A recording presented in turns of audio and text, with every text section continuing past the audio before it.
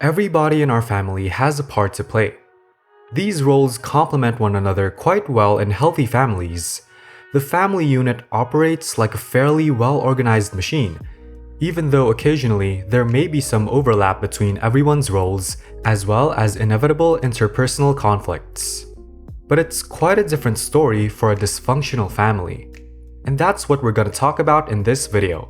Hi there, welcome to Tree of Life, where we plant the seeds to help you grow. If you're ready, like this video and let's get started. Of course, there are still family roles, but they all interact with one another in a trembling, jolting machine. They cause conflict and uproar rather than balancing one another. Recognize that no family is perfect and that there's always room to improve the dynamics of the family. Families are constantly looking for balance. Regardless of the cause, when one or more family members struggle to self-regulate in healthy ways, other family members may unintentionally fill these dysfunctional family roles to rebalance the family and prevent themselves from reflecting on their own traumatic or stressful experiences and emotions. It's true that there's no such thing as a perfect family, but in dysfunctional families, the most significant issues are either downplayed or denied. Even though one or both parents may be struggling with an addiction, personality disorder, or mood disorder, they may act as if this is completely normal and not the root of their children's difficulties.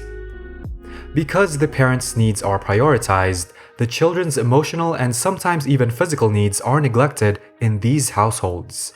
In addition, dysfunctional families often struggle with poor communication, show a lack of empathy, are overly critical of one another, and may even resort to physical or emotional abuse or neglect. It's important to remember before we get started that these roles are merely concepts and not reality. You or others may find yourself in such situations, but only temporarily. It's also possible for the role to evolve over time, or for the individual to take on responsibilities from multiple departments. Now, let's begin with our main topic, which is the dysfunctional family roles, which can be broken down into 6 main roles. The scapegoat. Scapegoats in dysfunctional families are often blamed for issues that may not be directly related to them. Scapegoated children may feel rejected, unloved, and isolated because of the attention focused on them. Those in this position often struggle to make genuine connections with others and may even sabotage themselves. Examples of scapegoats include defiant children who have learned that any attention, no matter how negative, is better than no attention at all from their parents or caregivers. Children who have behavioral problems at school, academically and socially, and children who may be subjected to more and/or harsher abuse than their siblings or other family members. The caretaker. The caretaker puts the needs of their family members above their own by doing whatever it takes to keep the peace.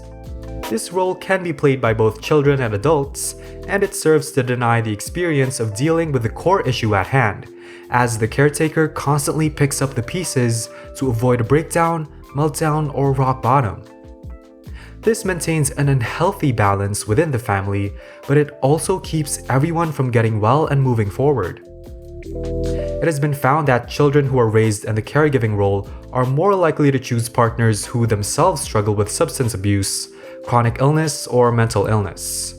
As they keep taking on other people's problems, they may experience low self-esteem, anxiety, and depression. Always keep in mind that the caretaker's actions are motivated by their fear that they will become unsafe, alone, unlovable, rejected, and etc. if the family unit were to break up. As a result of their efforts to keep the family together, no one will have the opportunity to confront these fundamental problems.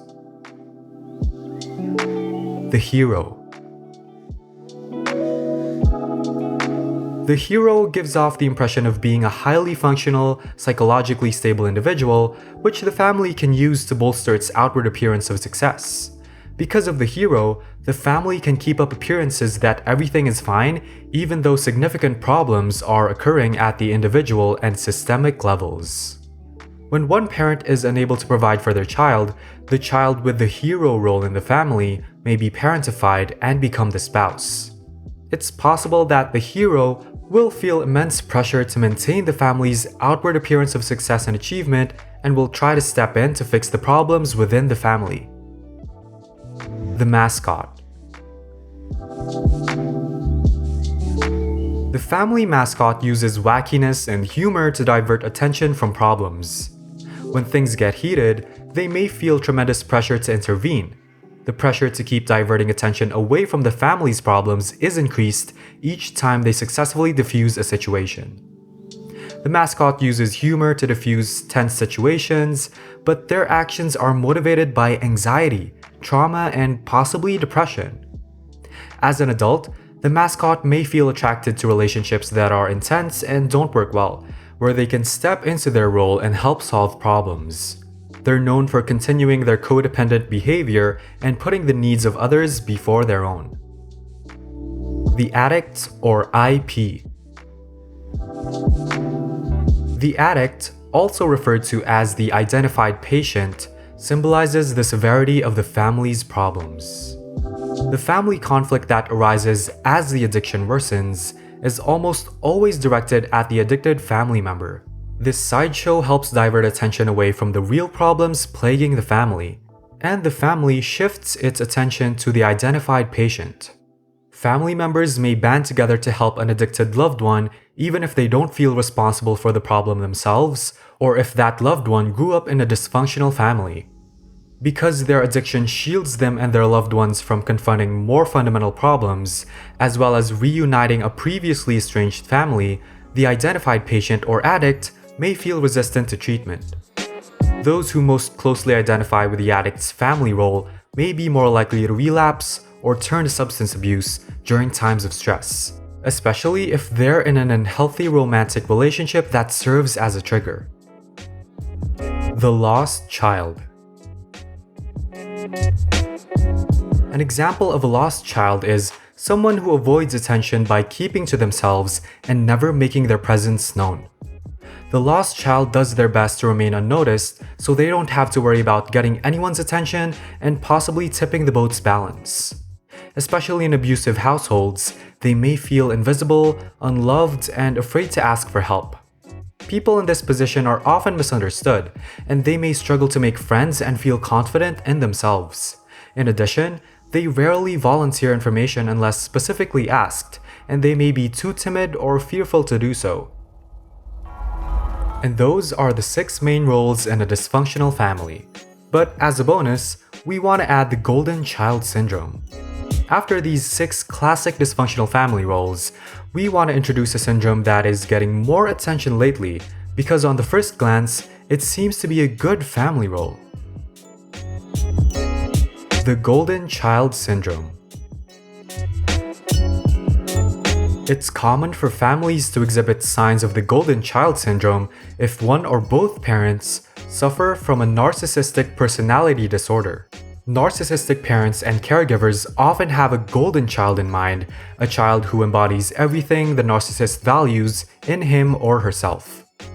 The parents' hopes and dreams for their golden child must be realized. Even though she is the favorite, the golden child has a hard time standing out and finding her own identity.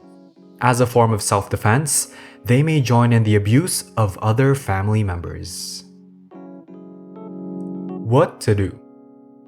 Now, what should you do if you think you live in a dysfunctional family? Recognizing the dysfunctional nature of your current setting and the role you are playing within your family is an important first step toward improving your relationships with others outside of your immediate family. Make self-care a priority. Try spending as little time as possible with your family members. If you need additional assistance, you can always consult an expert. Call a crisis hotline or the police if you or a family member is in immediate danger of harm to the body or mind. Any individual's conscious and unconscious decisions can be profoundly impacted by their family's roles and responsibilities, especially in the context of dysfunctional families. Family roles can be difficult to escape from, but you can change for the better if you try. And that's all for today. We hope you learned something from this video. If you haven't already, give us a like and subscribe and tell us how this video brings value to you in the comments section down below, or suggest a topic that you'd like us to talk about in our next video. Thanks for watching and we'll see you next time.